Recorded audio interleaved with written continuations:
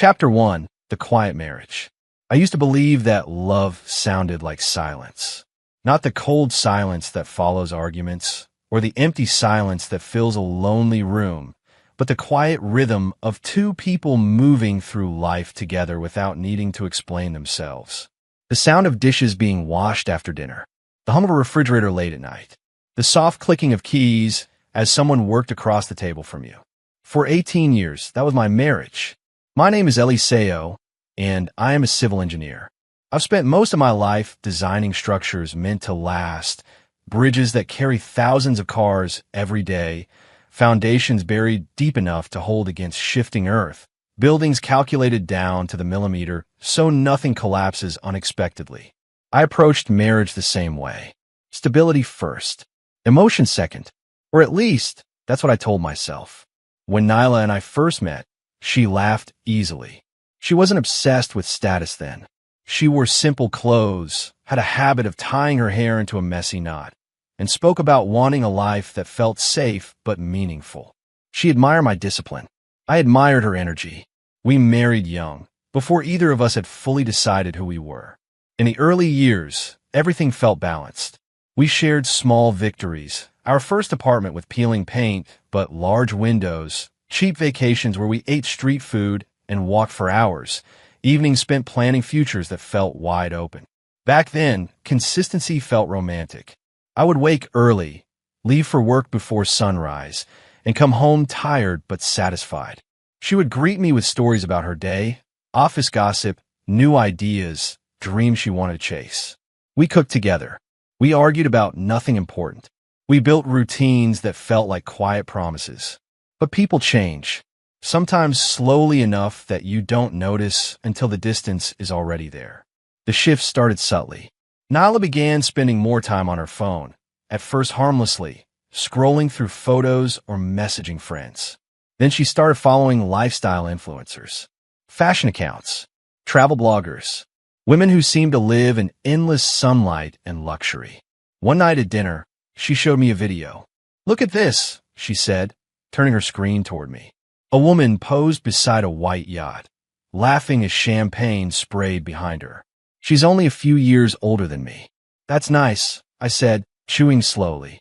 "She doesn't even work a regular job," Nyla added. "She just lives." I nodded, unsure what response she wanted. "You know what I mean?" she pressed. "I think so." She sighed, leaning back. "Sometimes I feel like we're stuck in one place." The comment didn't feel like an accusation yet, more like a passing thought. I reassured her that we were saving, building security, planning long-term. She smiled politely, but her eyes drifted back to the phone.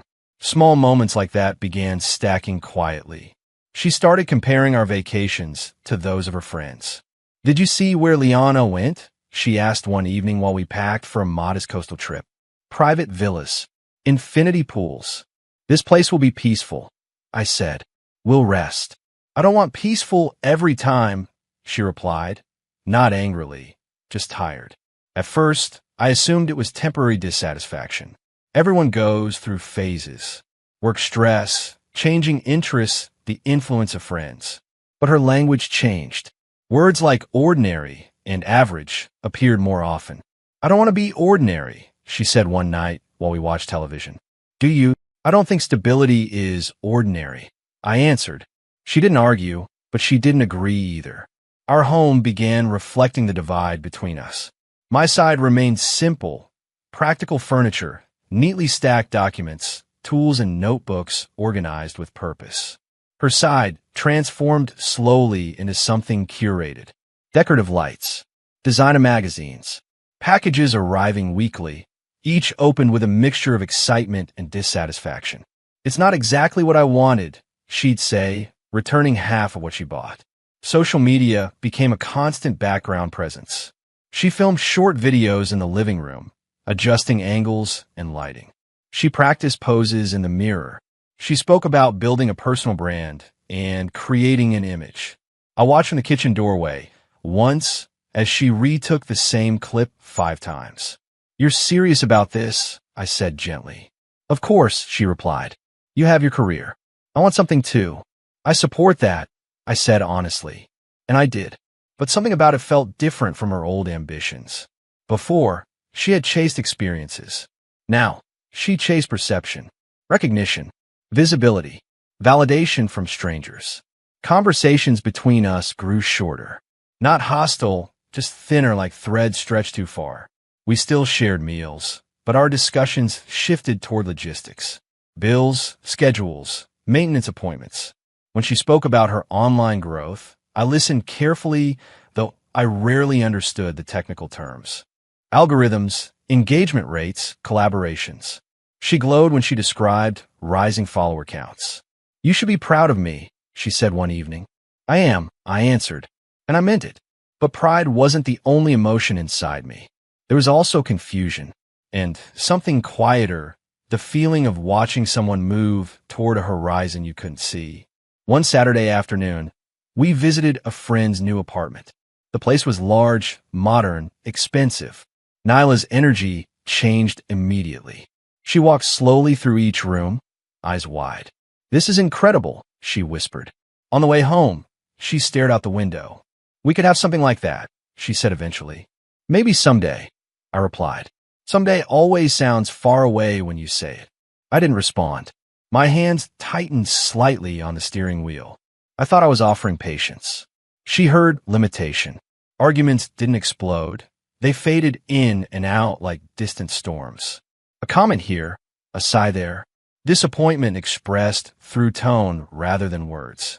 I began working longer hours, telling myself I was protecting our future.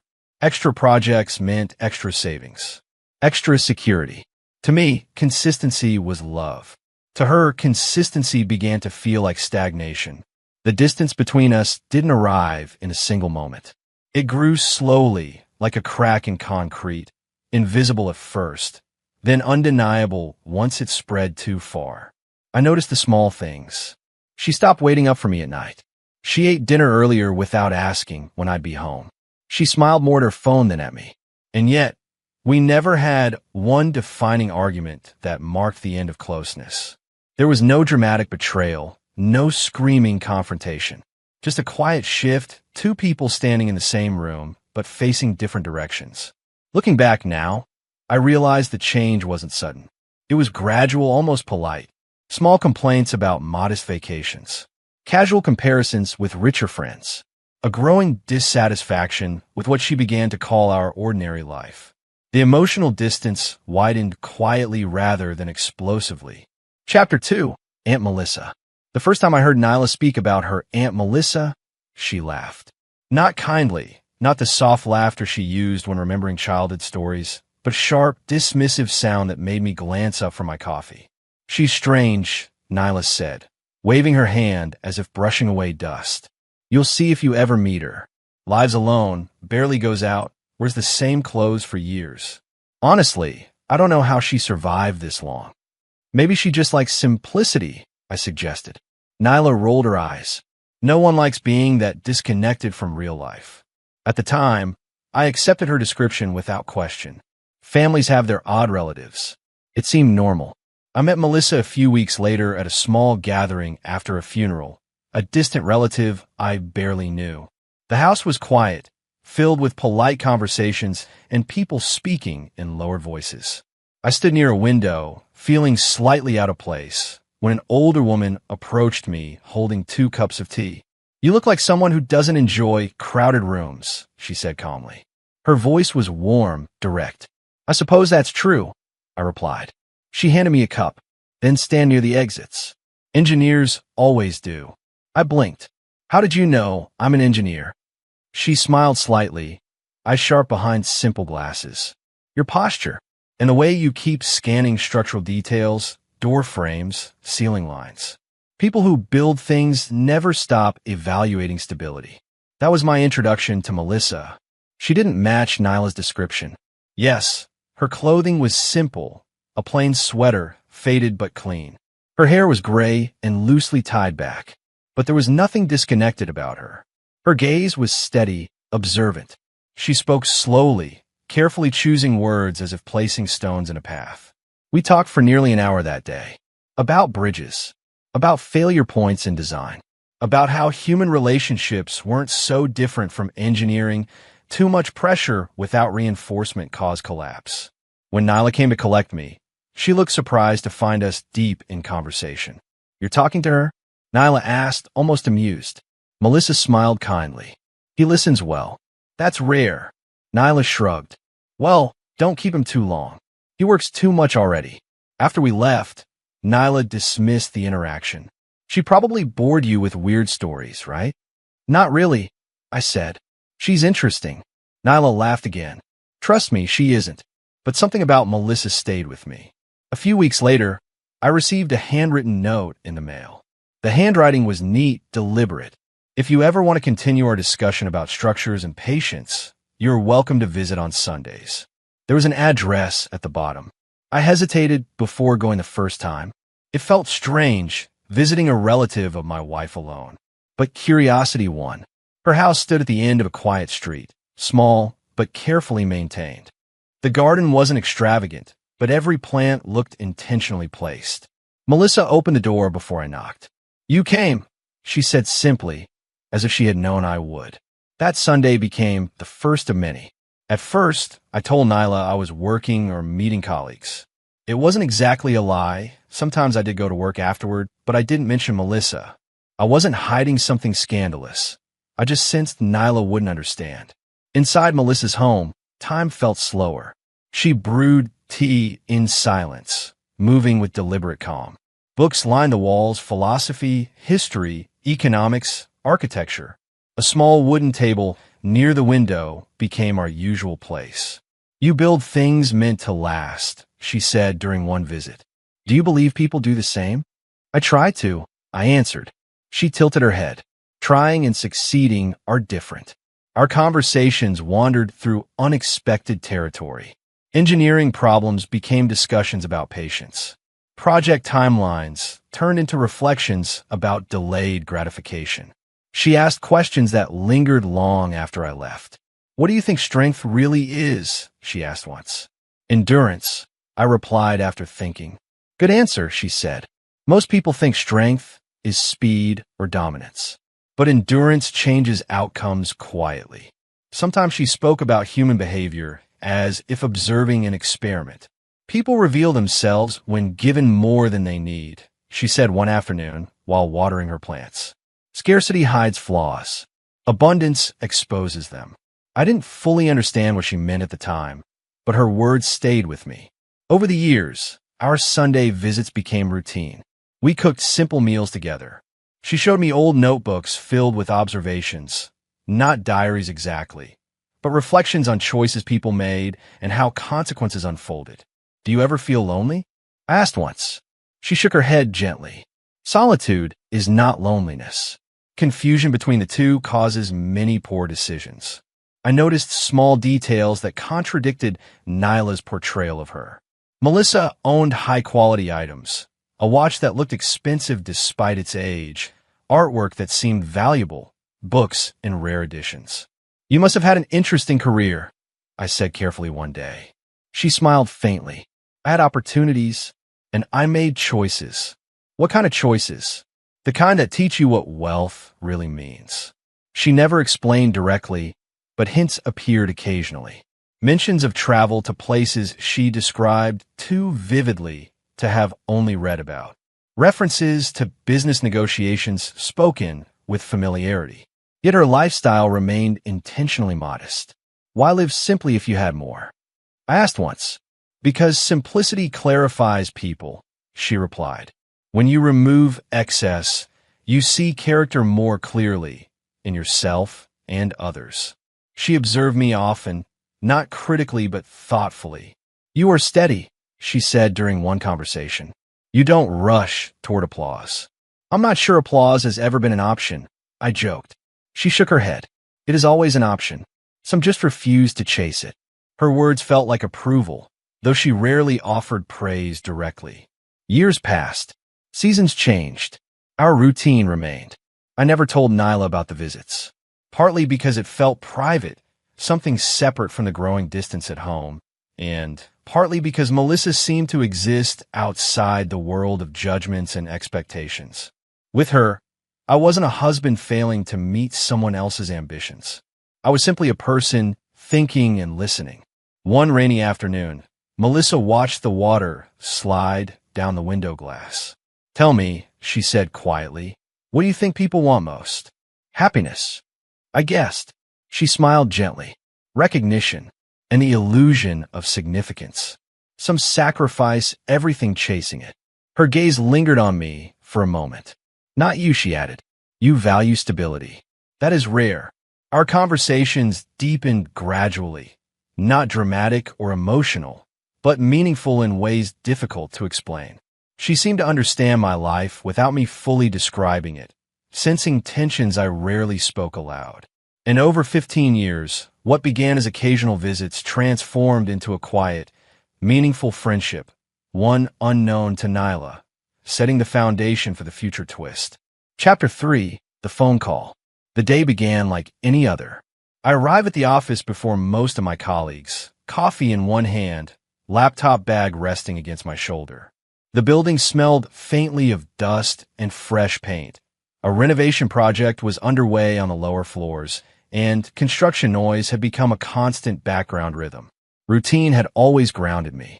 I unlocked my office, placed my keys in the same spot on my desk, and reviewed the day's schedule. Site inspections, design revisions, a conference call with a contractor who never read emails carefully enough. Nothing felt unusual. Outside the window, traffic crawled through the city in steady lines. Workers moved across nearby rooftops like slow silhouettes. I opened a set of structural drawings and began making notes, red lines marking small adjustments that would eventually determine whether something stood strong for decades or cracked under pressure. Engineering rarely allowed for emotional distractions. Precision demanded focus. Around mid-morning, my assistant knocked lightly on the door. "You've got a call," she said. "Your wife." I glanced at the clock. Nyla rarely called during work hours unless something urgent had happened. "Put her through," I said. I expected stress in her voice, maybe frustration about a delivery or a disagreement with someone. Instead, what came through the speaker was something I hadn't heard in a long time. Excitement. No, more than excitement. Triumph. "Eliseo," she said, almost breathless. "Are you sitting down?" I leaned back slightly in my chair. "What's going on?" "You won't believe this," she continued, her voice rising. "You really won't." I waited. There was a brief pause, as if she were savoring the moment. "Aunt Melissa died." The words landed heavily, though her tone didn't match their weight. For a moment, the room felt quieter. My fingers tightened around the phone. "When?" I asked quietly. "Recently. I just got the official call from her lawyer." I swallowed slowly. Images of Melissa's calm smile flickered through my mind. Her kitchen table, the sound of rain against her windows, her steady voice asking thoughtful questions. "I'm sorry," I said automatically. But Nyla wasn't pausing for grief. "And listen to this," she continued quickly. "She left me everything." I frowned slightly. "Everything?" "Yes," she said, almost laughing. "Everything. Eliseo, it's $600 million. Silence stretched between us. I didn't respond immediately, not because I didn't understand the words, but because they felt unreal. Numbers like that existed in news headlines, not in ordinary lives. "Are you sure?" I asked carefully. "The lawyer confirmed it," she said. "Can you imagine? 600 million. Her voice had changed, sharper now, filled with something that felt less like joy and more like superiority. "I see," I said slowly. "I knew something big would happen eventually," she continued. "I always knew I was meant for more than this." The last word lingered uncomfortably. "This," I repeated. "Our life," she said bluntly. "The small apartment, the routine, the endless waiting for someday." I remained quiet, letting her speak. "I'm done with that," she said. "Everything changes now." "What do you mean?" I asked. Another pause, shorter this time, deliberate. "I want you to pack your things," she said calmly. I thought I had misheard. "Pack my things." "Yes," she said. "When you get home today, take what belongs to you and leave the apartment." I sat very still. "Nyla," I began. "I'm serious," she interrupted. "I'm starting a new life. A real life. And I don't want to carry old baggage into it." The words were precise, almost rehearsed. I don't understand, I said quietly. What's there to understand? She replied. We've been growing apart for years. You're comfortable being small, stable, predictable. That's not who I am anymore. Her tone wasn't angry. It was colder than that, detached, certain. We can talk about this, I said. There's no need to make sudden decisions. It's not sudden, she said firmly. I've been thinking about this for a long time. I closed my eyes briefly, absorbing the weight of her words. You're serious about ending the marriage? I asked. Yes. The answer came without hesitation. I finally have the freedom to live the life I deserve, she continued. And I don't want to be tied to someone who doesn't match that. Someone who doesn't match that. I felt the sentence settle inside me, heavy but oddly distant. I see, I said again. You always said you wanted stability, she added. Well, now you can have it, just without me. Her laughter was light, almost casual. Outside my office window, a crane moved slowly across the skyline, lifting steel beams with quiet precision. The world continued as if nothing had changed. You're asking me to leave immediately, I said. Yes, today. And you're certain this is what you want? I've never been more certain. Another silence followed, not awkward, just final. Part of me expected anger to rise, or desperation, or the urge to argue. Instead, I felt something else. Stillness. All right, I said finally. She hesitated slightly, perhaps surprised by the lack of resistance. That's it, she asked. If that's your decision, I replied calmly, I'll respect it. Well, good, she said. That makes things easier. Her voice softened just enough to sound almost relieved.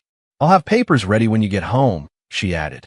We should make everything official quickly. Understood. She exhaled slowly, as if releasing tension. You'll see, she said. This is the best outcome for both of us. Maybe she believed that. Take care, I said quietly. The line went silent before she ended the call. I placed the phone back on my desk and sat there for several minutes without moving. The hum of computers outside my office filtered through the walls. Someone laughed in the hallway. A printer started and stopped repeatedly. Life continued. I looked down at the structural drawings in front of me, precise lines, calculated angles, systems designed to withstand stress. In engineering, sudden failure rarely came without warning signs. Cracks appeared first. Small shifts. Gradual misalignments. Perhaps this had been inevitable. I picked up my pen again and returned to work, adjusting measurements with steady hands, even as the shape of my life quietly changed around me. The narrator remains calm and composed despite emotional shock. The tone emphasizes dignity over drama. Chapter 4. Signing away the past. The drive home felt longer than usual. Traffic moved slowly, red brake lights stretching ahead like a quiet warning. I kept both hands on the steering wheel, focusing on familiar details, the curve of the road near the park, the small cafe on the corner where I sometimes bought coffee on weekends, the old building with faded paint that always made me think of projects I wished I could renovate. Routine grounded me. I expected emotions to surge, anger, confusion, desperation, but instead there was only a steady calm. Not numbness exactly, more like the quiet acceptance that comes when something long, unstable finally settles into its final position. The sun was already lowering when I reached our apartment building. For a moment, I sat inside the car, without moving, watching people walk past the entrance. A couple argued softly near the sidewalk. A child ran ahead of her mother, laughing. Life continued without pause. I stepped out, locked the car, and walked toward the building. The hallway smelled faintly of cleaning products. My footsteps echoed softly as I approached our door. I paused briefly before unlocking it, not out of hesitation, but out of awareness that once I stepped inside, something would end permanently. The door opened. Nyla stood near the dining table. At first glance, she looked almost unfamiliar. Her posture was straighter, her expression sharper. She wore a tailored outfit I hadn't seen before, elegant and deliberate. Her hair was styled carefully, makeup flawless. Everything about her presentation suggested control and distance. Hi, she said casually, as if greeting an acquaintance rather than a husband returning home. Hi, I replied. I placed my keys on the counter. The apartment felt different, cleaner, more arranged, as if staged for photographs. Several boxes set near the wall, neatly organized. Some shelves were already half empty. She gestured toward the dining table. "I've prepared everything," she said. A stack of papers lay in the center, perfectly aligned. A pen rested beside them. Separation documents. I pulled out a chair slowly and sat down. "You didn't waste time," I said gently. "No," she replied. "There's no point delaying progress." Her tone was efficient, almost professional. She sat across from me, crossing one leg over the other. "I've spoken with lawyers already," she continued. "This is straightforward. We'll split assets fairly, and I'll handle the rest." "The rest?" I asked. "My new plans," she said, a faint smile forming. "Travel, investments, building something meaningful. I finally have the freedom to do things properly." She leaned forward slightly. "You don't understand how big this is, Eliseo. 600 million changes everything." I nodded slowly. "I imagine it does. It means I don't have to compromise anymore," she said. "No more limitations. No more waiting." Her eyes searched my face, perhaps expecting resistance. "You've already decided," I said. "Yes. And there's nothing I could say that would change that." She shook her head without hesitation. "I've outgrown this life," she said quietly. "Outgrown us." The words should have hurt more than they did. Instead, they settled into place like a conclusion already written. "I see," I said. She exhaled softly, almost relieved by my calmness. "I thought you might argue," she admitted. "What would be the purpose of that?" I asked. She hesitated, clearly not expecting the question. "Well, most people would," she said. "Maybe," I replied. Silence stretched between us. I picked up the documents and began reading carefully. Legal language filled the pages, divisions of property, financial agreements, timelines for finalizing separation. Nyla watched me closely. "You don't need to read every word," she said lightly. "My lawyer explained everything." "I prefer to understand what I sign," I replied. She shrugged. As I read, memories surfaced unexpectedly. Dinners at this table, late-night conversations, laughter that once felt effortless. But they passed without overwhelming me. They felt like photographs viewed from a distance. "You're really okay with this?" she asked suddenly. "I accept your decision," I said. "That's not the same thing." "It's enough."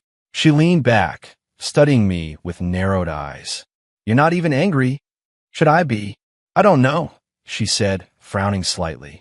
"You're acting strange." I set the papers down gently. "Nyla," I said quietly, "if this is what you want, then arguing won't change it. I'd rather leave with dignity than create unnecessary conflict." She blinked, surprised. "Well, good," she said after a moment. "That makes things easier." I picked up the pen. For a brief second, I paused, not out of doubt, but out of recognition that this small movement would close an 18-year chapter of my life. Then I signed. The sound of the pen against paper felt louder than expected. I slid the documents back toward her. "There," I said calmly. She stared at the signature, then at me. "That was quick," she said. "I don't believe in prolonging endings." Something flickered across her expression, confusion, maybe disappointment that there had been no drama. She gathered the papers carefully. "I've already arranged to transfer some items into your name," she said, "and I expect you'll move out tonight." "I will," I replied. I stood up and walked toward the bedroom. Packing took less time than I expected. I selected only what felt necessary: clothes, personal documents, a few books that had stayed on my side of the shelves. I left behind objects tied more to shared history than individual identity. As I folded shirts into a suitcase, I heard Nyla moving around the apartment, making phone calls, laughing softly as she spoke about future plans. Her voice sounded lighter than it had in years. When I returned to the living room with my bag, she barely looked up from her phone. "Leaving already?" she asked. "Yes." She nodded absently. "Well, good luck," she said. "And you?" I replied. I paused at the door for a moment, glancing once more at the space that had held nearly 2 decades of my life. Then I stepped into the hallway. The door closed quietly behind me. I walked toward the elevator, carrying only what I could hold, feeling neither victorious nor defeated, just steady. Outside, the evening air felt cool against my face. The sky darkened slowly, city lights flickering on one by one. I didn't know exactly where I would go next, but as I walked toward my car, suitcase in hand, there was a strange sense of clarity beneath the uncertainty, a quiet awareness that endings, like structural demolitions, sometimes made space for something new. He leaves quietly with minimal belongings, symbolizing emotional maturity. The chapter ends with him stepping into uncertainty but maintaining internal peace. Chapter 5, Reinvention. The first night in my new apartment felt unfamiliar, but not uncomfortable.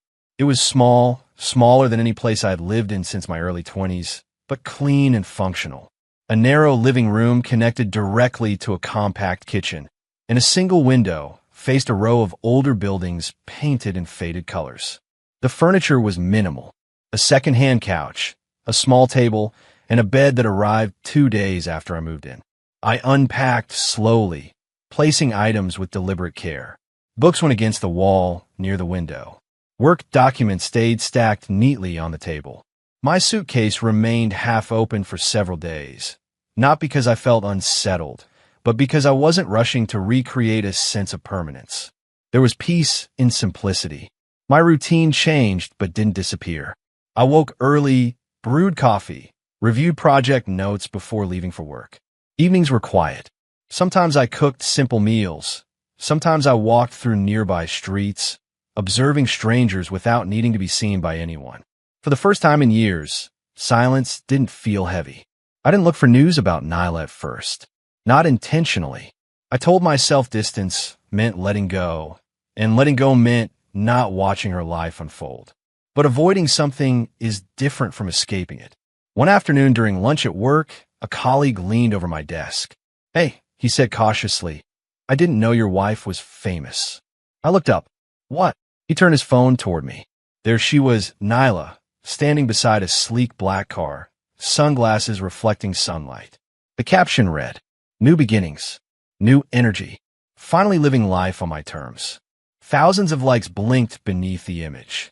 I stared at it for a moment, expression neutral. "She's been showing up everywhere lately," he continued. "People are talking about her." "I see," I said quietly, handing the phone back. That night, curiosity overcame restraint. I opened social media for the first time since leaving. Her profile had transformed completely. Professional photos replaced casual snapshots. Luxury backgrounds filled every image. Expensive restaurants, high-end boutiques, rooftop events where people laughed under soft golden lighting. She wore designer clothing I recognized only from advertisements. The captions were carefully written. Confident, bold, inspirational. Never settle for less than you deserve. Your life begins when you stop accepting limitations. Her follower count had grown dramatically. I scrolled slowly, not searching for pain, just observing. She spoke in short videos about independence, reinvention, and success. She framed herself as someone who had overcome obstacles through courage and self-belief. In one video, she mentioned her past indirectly. "Sometimes," she said to the camera, "you realize you've been shrinking yourself for someone else's comfort. And when you finally choose growth, everything changes." The comments flooded with support. "You're so inspiring. Queen energy. Teach us how to level up." I closed the app without reacting. Over the following weeks, her presence became unavoidable. Articles mention her as a rising influencer connected to sudden wealth. Invitations to exclusive events appeared regularly in her posts. Photographers captured her stepping out of luxury vehicles, laughing with people who seemed permanently surrounded by cameras. She moved quickly, faster than I expected. The transformation was deliberate, strategic. Every image felt curated to project power and success. One evening, I received a message from an old mutual acquaintance. "Hey, just checking if you're okay. Saw what she said online." I hesitated before opening the link attached. It led to a video interview. Nyla sat across from a host, posture confident, smile controlled. "So," the interviewer asked, "what inspired your dramatic lifestyle change?" She laughed lightly. "I realized I was living small," she said. "I was in a relationship that didn't align with my vision. Sometimes you outgrow people. The interviewer nodded sympathetically. And leaving was difficult? Not really, she replied. Once you know your worth, decisions become clear. I watched silently. She didn't mention my name, but the implication was obvious. I needed someone who understood ambition, she continued, not someone satisfied with ordinary. I closed the video. There was no anger, just a quiet awareness that she was telling a version of our story that suited her new identity. Back in my apartment, life remained steady. I bought inexpensive kitchenware and learned to cook simpler meals. I repaired a loose cabinet hinge myself instead of calling maintenance. On weekends, I cleaned slowly, finding satisfaction in small order. Work became more meaningful again. Without emotional tension waiting at home, my focus sharpened. Colleagues noticed. You seem calmer, one of them said during a meeting. Maybe I am, I replied. At night, I sometimes sat by the window reading or reviewing old engineering journals. The sounds of the city drifted upward, distant traffic, occasional laughter, someone playing music 2 floors below. I felt no urgency to prove anything. Occasionally, I saw new posts from Nyla without searching for them. Photos from luxury resorts, designer shopping trips, private parties filled with people whose names appeared in headlines. Her captions grew bolder. Success looks good on me. Some people stay stuck. Others rise. The comments praised her independence, her courage to leave behind what didn't serve her. Once, she posted a quote that felt unmistakably directed at me. Never let someone convince you that stability is enough when you are meant for greatness. I read it without reacting. What surprised me most wasn't her success. It was how little bitterness I felt. Perhaps because the separation had been so decisive, or perhaps because part of me had expected this transformation long before it happened. She had always wanted recognition. Now she had it. Meanwhile, my world grew quieter but steadier. Mornings started with sunlight filtering through thin curtains. Evenings ended with calm exhaustion rather than emotional tension. I began reconnecting with parts of myself that existed before marriage: curiosity, patience, the simple satisfaction of building something without needing applause. The contrast between our lives felt increasingly clear. Her world moved fast, filled with spectacle and visibility. Mine moved slowly, grounded in routine and reflection. And somewhere between those two realities, I felt a quiet resilience growing. Not dramatic or obvious, but strong enough to carry me forward without regret. The contrast between spectacle and quiet resilience becomes clear. Chapter 6, The Wooden Box. The wooden box sat untouched on the top shelf of my closet for nearly 3 months.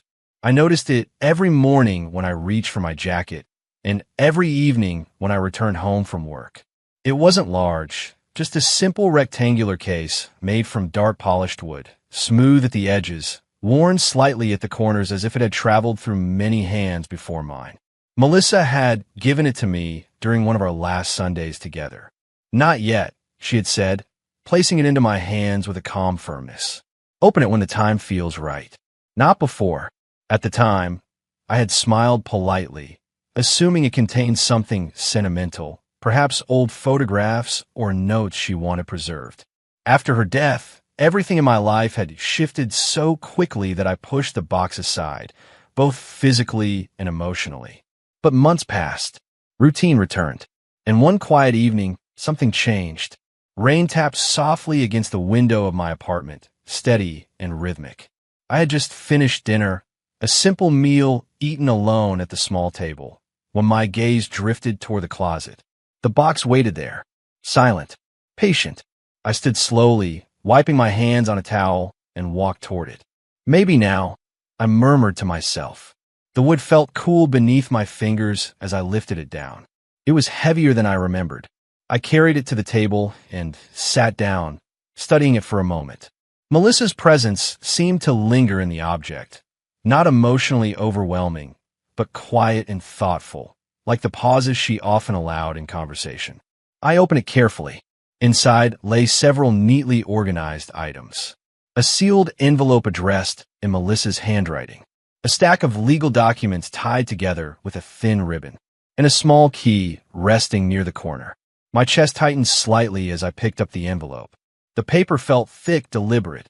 I hesitated for only a second before opening it. The letter unfolded smoothly. Eliseo, it began. If you are reading this, then the time has come for clarity. Her handwriting was steady, unmistakable. I have always believed that understanding people requires observation over time, not quick judgments. Over many years, I have watched both you and Nyla closely, not to judge but to learn. I paused, absorbing the words. Melissa's voice felt present through the sentences, calm and precise. You may wonder why I never spoke directly about certain things. The truth is that people reveal themselves most honestly when they believe no one is evaluating them. I leaned back slightly, continuing to read. You showed patience, consistency, a willingness to build slowly rather than chase admiration. These qualities are rare, though often invisible to those who value only immediate recognition. A faint warmth spread through me. Not pride exactly, more like quiet acknowledgement. Your wife, the letter continued, walked a different path. I do not say this with anger or disappointment. People simply become who they choose to become. I felt my breathing slow. I knew that one day circumstances would test character more clearly than conversation ever could. My eyes moved to the next paragraph. And then everything changed. The inheritance you have heard about was never meant for Nyla. I blinked, rereading the sentence. The room felt suddenly very still. The legal truth is that you are my chosen heir. I lowered the letter briefly, staring at the table. No immediate emotion surfaced, just disbelief, quiet and heavy. I picked up the legal documents next, untied the ribbon, and scanned the pages. Official seals, signatures, detailed clauses written in precise legal language. My name appeared repeatedly. Ownership transfers, asset distributions, numbers that seemed unreal. I swallowed slowly, returning to the letter. I designed the situation intentionally, Melissa wrote. Not as punishment, but as revelation. Wealth magnifies character. Those who chase validation often expose themselves when they believe they have gained power. Her words felt almost scientific, analytical rather than emotional. I predicted that greed, if present, would reveal itself naturally without interference. Truth rarely requires force. I thought of Nyla's sudden transformation, the certainty in her voice during the phone call, the speed with which she had reshaped her identity around wealth. My hands remained steady. You may feel conflicted, Melissa continued. That is natural. Sudden fortune carries responsibility, not celebration. I exhaled slowly. The rain outside grew heavier, tapping against the glass like distant footsteps. I trust your judgment because you never sought this outcome. That is precisely why you're suited to it.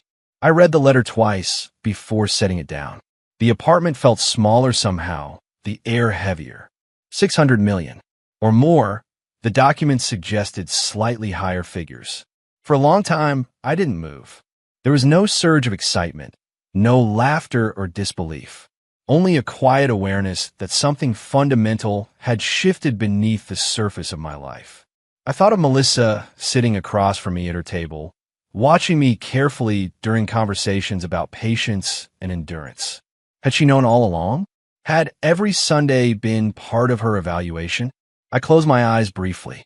Instead of triumph, I felt responsibility and a strange sadness that the truth arrived only after her absence.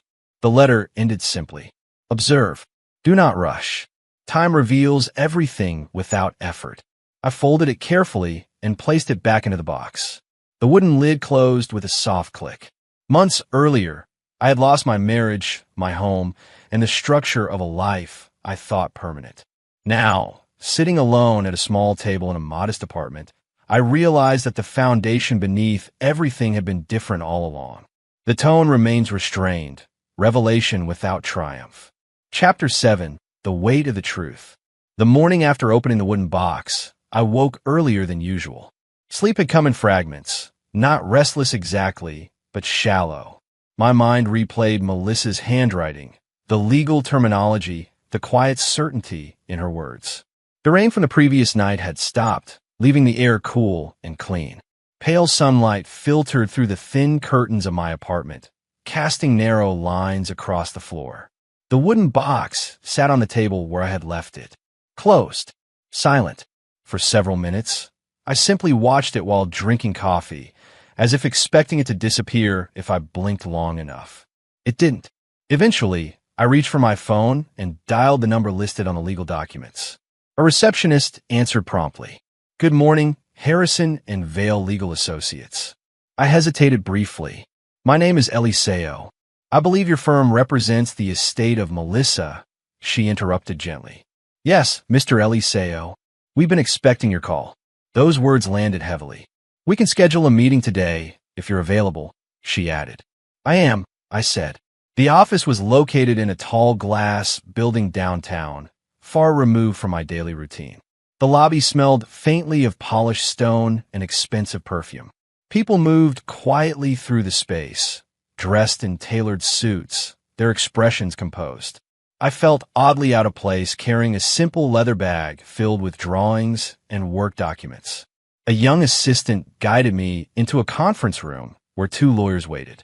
One of them, a middle-aged woman with calm eyes and precise movements, stood and extended her hand. "Mr. Eliseo, thank you for coming. I'm Attorney Clark. This is Mr. Duran." We exchanged brief greetings and sat down. A folder lay in front of me, thicker than the documents from the wooden box. "I assume you've reviewed the materials Ms. Melissa left for you," Clark said. "Yes. And you understand that you are listed as the primary beneficiary of her estate?" "I read that," I replied. "But I want confirmation." She nodded slightly, opening the folder. "The legal reality is straightforward," she said. "Melissa transferred the majority of her assets into a structured trust several years ago. You are the sole controlling beneficiary." Mr. Duran slid a document toward me. "Estimated total value," he added carefully, "is approximately $640 million. The number sat between us, printed neatly on the page. I looked at it for a long moment. There was no rush of adrenaline, no sudden joy, only wait. "She left nothing to Nyla?" I asked quietly. Clark exchanged a brief glance with her colleague. "She left certain items designed to appear valuable," she said carefully. "However, they do not hold substantial financial worth. It seems intentional." I nodded slowly. Melissa's words echoed in my mind. "Wealth magnifies character. She planned this," I murmured. "Yes," Clark said gently. She was very clear about her intentions. She handed me another sheet. "These documents confirm ownership transfer pending your acceptance. There are, of course, tax considerations, asset management strategies, and long-term planning discussions we should have. But legally, the estate is yours." I leaned back slightly, absorbing the information. "What happens now?" I asked. "That depends entirely on you," Duran replied. "Some clients immediately restructure their lives. Others take time to adjust. There is no requirement to make rapid decisions." Melissa's voice seemed to answer through memory. "Observe. Do not rush." "I would like time," I said. Clark smiled faintly. "That is often wise." We spent the next hour reviewing technical details, asset diversification, philanthropic structures Melissa had established, international holdings. The conversation felt surreal, as if I were listening to someone else's future being described. Eventually, Clark closed the folder. "Melissa spoke highly of you," she said quietly. I looked up. "She believed you would handle this responsibly." A faint ache settled in my chest. "I wish she had told me sooner," I admitted. "She told us you would say that," Clark replied gently. "She believed understanding comes differently when discovered rather than given." After the meeting, I stepped outside into the busy street. The city moved as it always did, horns honking, pedestrians crossing, vendors calling out to customers. Nothing in the world had visibly changed. Yet everything felt heavier. I walked slowly, hands in my pockets, replaying memories of Melissa. Her quiet smile. Her questions about endurance. Her warnings about validation. Grief rose unexpectedly, not dramatic but deep and steady. The realization that she had trusted me with something enormous carried both honor and sadness. I found a bench near a small park and sat down. For the first time since leaving the lawyer's office, I allowed myself to consider what this meant. Financial freedom beyond anything I had imagined. Power if I chose to use it. Opportunity and responsibility. I thought of Nyla's posts, the luxury, the certainty, the way she had embraced a life she believed was guaranteed. The irony felt sharp but not satisfying. There was no desire for revenge, only reflection. Had Melissa anticipated this exact sequence? Had she watched quietly as our marriage shifted, waiting for character to reveal itself through choices rather than confrontation? My phone buzzed with a work message, pulling me back into the present. A contractor had a question about load-bearing calculations. I smiled faintly. Even now, life continued normally. That evening, I returned to my small apartment and placed the lawyer's folder beside the wooden box. I read Melissa's letter again. Patience, observation, humility. Her advice felt less like instructions and more like reminders of who she believed I already was. I sat at the table for a long time, thinking the easiest path would have been immediate change, a new home, new lifestyle, public acknowledgement of the truth. But something inside me resisted that. I wasn't ready to reshape my identity around sudden wealth. Instead, I washed my dishes, prepared lunch for the next day, and set my alarm as usual. The following morning, I went to work exactly as before. No one noticed anything different, and I decided to keep it that way. Melissa had chosen patience for a reason, so I remained silent, continuing to live normally, watching events unfold. Chapter 8. Cracks in Illusion. At first, the change was subtle. Nyla's posts became more extravagant, not just luxurious, but increasingly excessive. What began as carefully curated displays of success evolved into a constant stream of opulence that felt almost unreal. Private jets appeared in her photos. Designer gowns rotated weekly. Locations shifted rapidly from city rooftops to beachfront villas to exclusive events where invitations seemed harder to obtain than the items she showcased.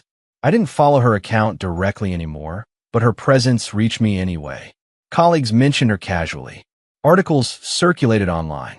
Even strangers in cafes discussed a new influencer whose sudden wealth had transformed her into a rising figure in elite circles. One evening, after finishing work, I saw a large digital billboard near the highway. Her face filled the screen.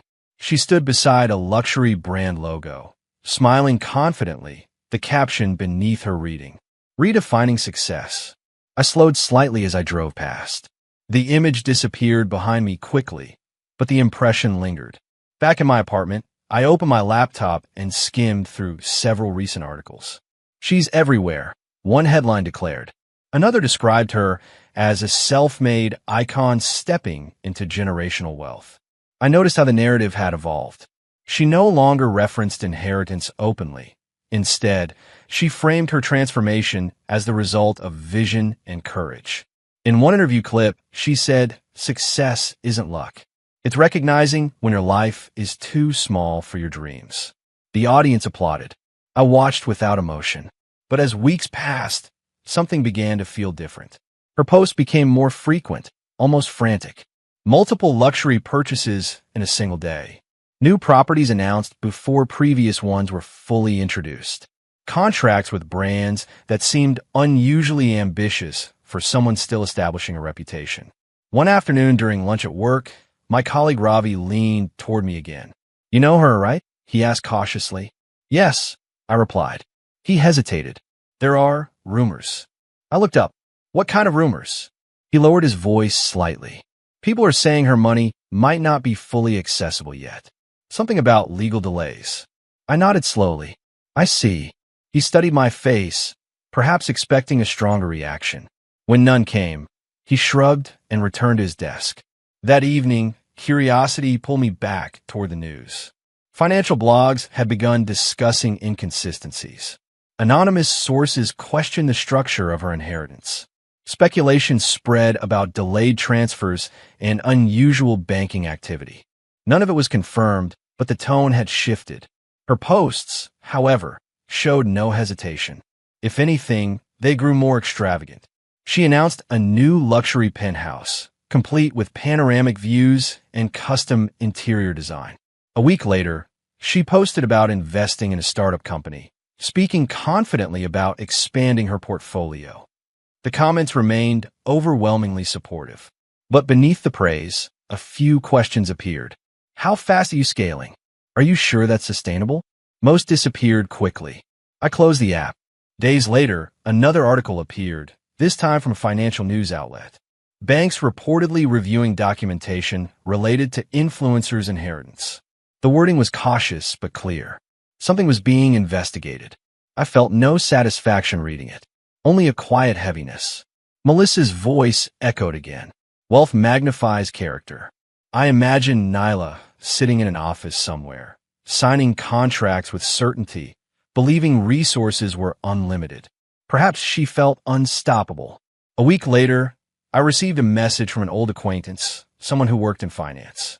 Not sure if you've seen this, but things look messy around her accounts. Banks don't like unclear asset verification.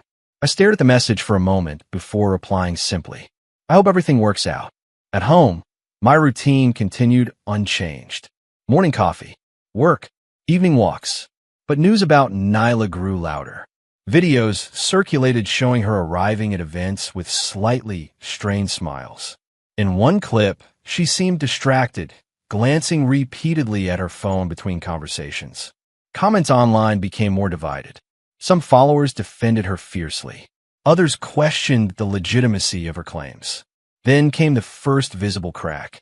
She posted a long message about temporary administrative delays preventing access to certain funds. It's just paperwork, she wrote confidently. Big money always comes with big processes. The reassurance sounded rehearsed. Replies flooded in. Supportive voices dominated, but doubt crept in at the edges. Within days, reports surfaced that several luxury purchases were financed through loans rather than direct payments.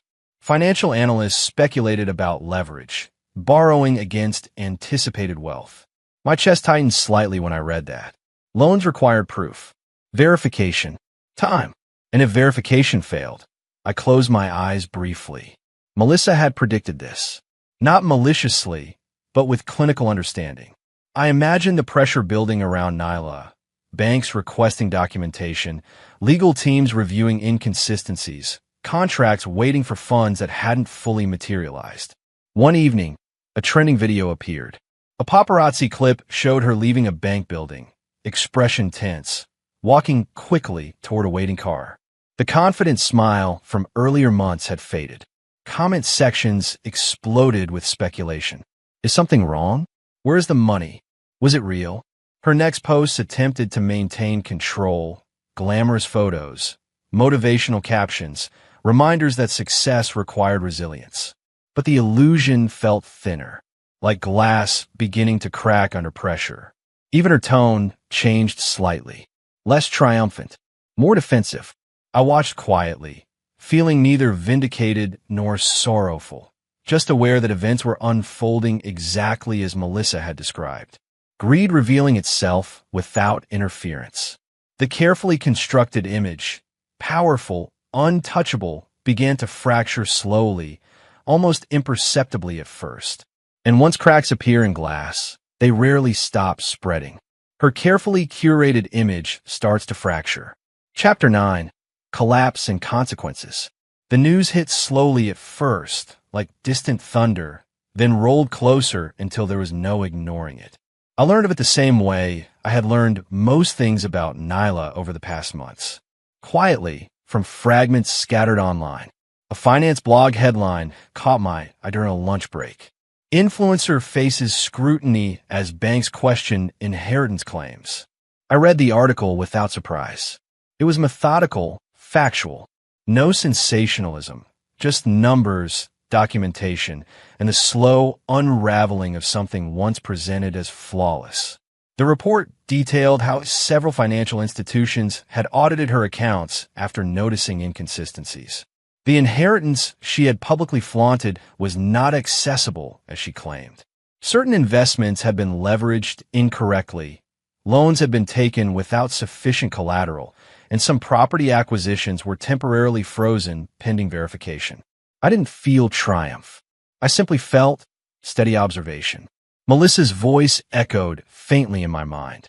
Observe. Do not interfere. Later that day, another headline appeared on a social media platform. This one more sensational. From queen to question. Nyla's wealth under investigation. Comment poured in. Where once she had been praised, admiration morphed into criticism. Fraud?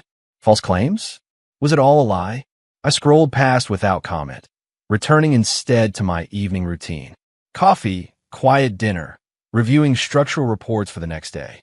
My life had become simpler, yes, but steadier. A week later, the cracks widened. Luxury stores began requesting immediate payment for items purchased on credit. Event planners canceled bookings. A video clip circulated of Nyla leaving a meeting with a bank official, her eyes flashing between frustration and panic as she spoke into her phone. I told them everything was fine. I heard her voice in the clip, anxious but controlled. It's supposed to be available. It has to be there. The audience online reacted immediately. Memes appeared mocking her confidence. Threads speculated about hidden debts, and some supporters tried to defend her, only to be drowned out by mounting skepticism. I remembered a phrase Melissa had once said. Wealth magnifies character. Patience reveals truth. It seemed almost prophetic now. 2 weeks later, the situation escalated beyond rumor. A formal legal notice was leaked online, indicating her liabilities exceeded her available assets. Sponsors withdrew contracts quietly at first, then publicly. Luxury brands removed tagged photos and collaborations from her social media accounts. The followers who had once praised her independence and elegance began to vanish. Each post, once a source of admiration, now felt like exposure. I watched quietly from my apartment. My life continued with minimal change. Coffee brewing in the morning, work at the office, careful organization of my small apartment. I didn't gloat. I didn't feel schadenfreude. I simply observed. One evening, an unexpected video appeared. Nyla's usual curated posts were replaced with a raw, handheld clip. She sat in a modest room. Makeup smudged, hair unkempt, the glow of filtered perfection replaced by the starkness of reality. I need to be honest, she began, her voice trembling slightly. I made mistakes. I thought I had more than I did. I wanted to show the world I had arrived, and I was wrong. She paused, swallowing audibly. I owe apologies. To my followers, yes, but especially to Eliseo, to my ex-husband. I misrepresented our past, and I acted selfishly. I am sorry. The video ended abruptly. Comments exploded, a mix of sympathy and criticism. Some acknowledged her honesty. Others said the apology was too late. Public perception shifted rapidly. The image she had carefully crafted was gone. In the following days, more videos emerged. Nyla spoke to the camera, sometimes tearful, sometimes composed.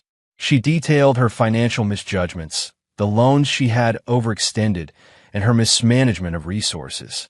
She expressed regret repeatedly, acknowledging errors in judgment and hubris. I did not respond. I did not reach out. I did not interfere. Instead, I continued my routine. Coffee in the morning, lunch at work, evening walks, quiet dinners, reviewing project plans.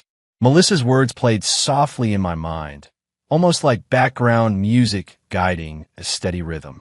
Observe. Do not interfere. Her advice was clear. It was not about revenge. It was about patience, dignity, and quiet acknowledgement of natural consequences. One evening, I watched a clip showing Nyla arriving at a meeting with a loan officer. Her confidence, once effortless, now required effort. She smiled, but it was smaller, practiced, strained. The comments online reflected a mix of pity and criticism. Reality bites. She wasn't prepared. Money doesn't define you. And yet, there was a faint undertone of resilience.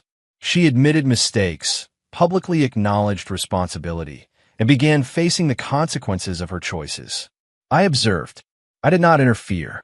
I made small adjustments to my daily routine, a walk along the river instead of the usual streets, a brief phone call to check on a colleague, a simple dinner with vegetables freshly cooked.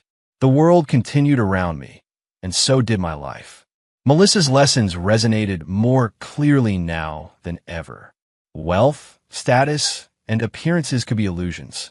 Character revealed itself in choices, patience, and the quiet handling of unexpected circumstances. I reflected briefly on the irony. Nyla had sought visibility, admiration, and instant recognition. Those desires had led her into a fragile structure, one that could not withstand scrutiny. Meanwhile, I had lived quietly, observing, preparing unknowingly for circumstances that might never arrive. The collapse was undeniable. The financial reality was harsh. The social scrutiny relentless. Sponsors withdrew. Followers disappeared. Online admiration transformed into questions and judgment. Yet, in my apartment, the air remained calm. I sat at my table one evening, the wooden box still on the shelf, unopened. I drank tea slowly, listening to the faint hum of the city outside.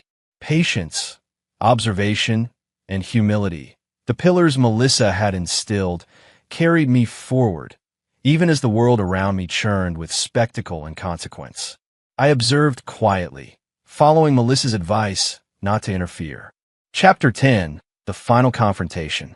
It was a gray afternoon when the knock came. The sound was firm but hesitant, echoing through the narrow hallway of my small apartment. I was at the table, reviewing engineering plans for an upcoming project, the familiar hum of the city drifting in through the window. The persistent rhythm of everyday life felt grounding, ordinary, but steady. I set down my pencil and walked toward the door. Through the peephole, I saw a familiar face, framed by disheveled hair and eyes that seemed too wide, too tired.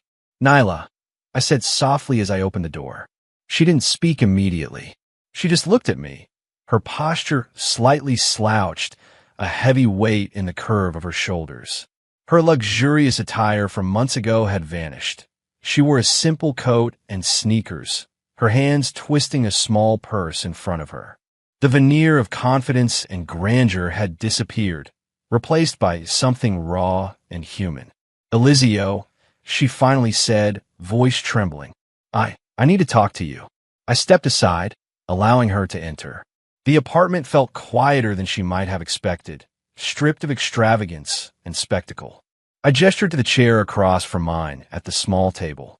"Sit," I said. She hesitated, then lowered herself carefully onto the chair. Her hands rested in her lap, fingers interlacing tightly. For a long moment, we simply looked at one another, neither speaking. The silence was heavy, but not hostile. It carried the weight of months, years, really, of decisions, consequences, and reflection. "I know," she began, her voice barely above a whisper. "I know what happened. I know now that you're the real heir." I nodded slowly, keeping my expression calm. I didn't believe it at first," she admitted, tears brimming in her eyes. I thought everything was mine. I thought I had control. I was wrong." I listened quietly. There was no rush to respond. Melissa's words came to mind. "Observe. Do not interfere." The lesson of patience and dignity guided me even now. "I can't undo what I did," Nyla continued, voice cracking. "I manipulated perceptions. I flaunted wealth that wasn't mine. I hurt people. You included." Her eyes fell. Shame weighed heavily in her posture, pulling her gaze toward the floor. "I know," I said quietly. "I've seen everything. I observed. I didn't interfere because some lessons are best learned by experience." She lifted her head slowly, searching my face. "You're not angry?" she asked, a quiver in her voice. You could ruin me if you wanted to." I shook my head. "Anger is not my path. Melissa advised me to observe, not retaliate. Consequences have their own rhythm. You've faced them already." Her hands trembled slightly as she clasped them tighter. "I've lost everything. Followers, sponsors, respect. I don't even know who I am anymore." I regarded her calmly. "You're someone who made choices. That's part of life. Recognizing mistakes is the first step toward understanding yourself." A long pause followed. The rain outside began softly again, tapping against the window, a muted percussion that matched the subdued mood inside. "I don't deserve forgiveness," she whispered, "but I I hoped. You don't need my forgiveness, I said. Not now. Not ever, if that's your path. What matters is that you learn from this, not seek validation. Her lips trembled, and a single tear slipped down her cheek.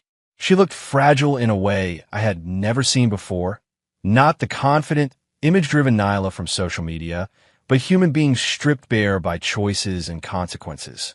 I misjudged so many things, she admitted, voice breaking. I should have seen what mattered, patience, integrity, love that isn't performative. I failed. Understand, I said softly. We all fail at times. The question is what we do afterward. Her gaze lingered on me. You've handled everything calmly. Without anger. Without revenge. How? I leaned back slightly in my chair. Because dignity isn't measured by wealth or social approval. It's measured by consistency, patience, and the way you treat what's entrusted to you.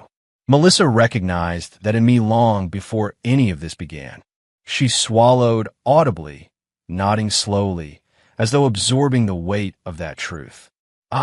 She hesitated, then exhaled, letting the air release a tension she had carried for months. I wanted to show the world I was powerful. I wanted to prove I was someone. But I see now, real power isn't public, it's internal. It's how you live and who you are when no one is watching. I said nothing, only listening. Words were unnecessary. Her acknowledgement was enough. I'm sorry, she said again. To you, and to everyone I hurt. I don't expect anything. I just wanted you to know. You've said enough, I replied. Acknowledgement is the start of change. You've faced the consequences. That is your responsibility now. For a long moment, we both remained silent. The rain outside grew heavier, drumming softly against the window, creating a cocoon of sound around us. She finally stood, hesitating at the doorway. Her eyes met mine once more. Thank you for listening. And for not retaliating. I don't know how to fix anything, but I wanted you to know. You've spoken honestly, I said simply. That is enough for now. She nodded slowly, then turned and walked down the hallway. The sound of her footsteps faded, echoing softly against the walls, until only the rain and my own breathing remained. I returned to the table, the wooden box sitting quietly on the shelf nearby. The apartment smelled faintly of coffee and the rain outside. Life continued in its quiet rhythm. For a moment, I allowed myself to think of Melissa, her calm presence, her lessons in patience, dignity, and quiet observation. Everything that had happened had unfolded exactly as she had predicted. Character revealed itself. Consequences followed naturally, and integrity endured. I sipped my tea slowly, letting the warmth settle. The storm outside mirrored the turbulence that had passed through both our lives, but inside, stillness remained. There was no celebration, no triumphant declaration, no satisfaction in witnessing her fall, only understanding, reflection, and the quiet knowledge that justice, not revenge, had its own way of unfolding. I glanced once more toward the door, then turned back to my plans on the table. Work, life, routine, these would continue, as they always had, guided not by spectacle, not by wealth, but by patience, integrity, and steady choice. The room felt complete in its simplicity. The storm outside softened, and within the calm, I realized that endings need not roar to be powerful. Dignity, consequences, and internal character carry weight far beyond any display of fortune. The story closed not with vengeance, but with quiet justice, calm, composed, and enduring.